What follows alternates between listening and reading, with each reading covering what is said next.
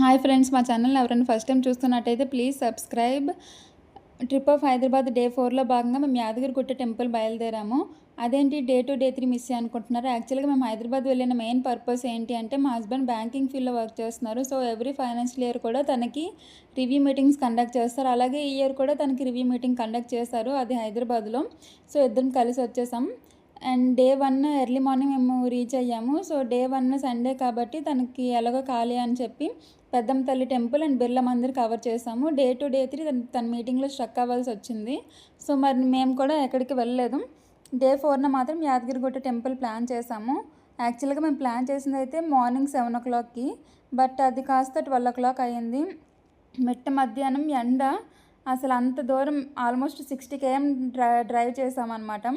అంత చేసినప్పటికే మాకు ఆల్మోస్ట్ ఇంక అయిపోయింది. అక్కడ కొంచెం జ్యూస్ తాగేసి ట్యాన్ వైప్స్ తీసుకొని ట్యాన్ మొత్తం రిమూవ్ చేసుకొని అప్పుడు కొండపైకి ఎక్కాము.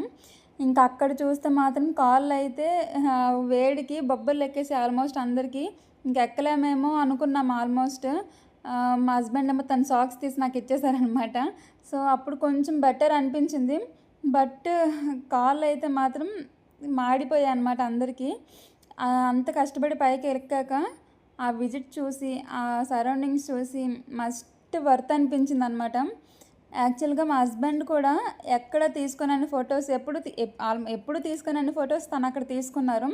మా మొహాలు చూస్తే మీకు అర్థమైపోతుంటుంది ఎంత కష్టపడ్డామో ఆ ఎండకి. కానీ లోపలికి వెళ్ళాక మాత్రం మస్ట్ వర్త్ అనిపించింది యాక్చువల్గా.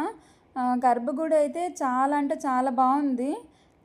నేనైతే ఫస్ట్ టైం వెళ్ళడం కాబట్టి నేను ఇంతలా ఎగ్జైట్ అవుతున్నాను.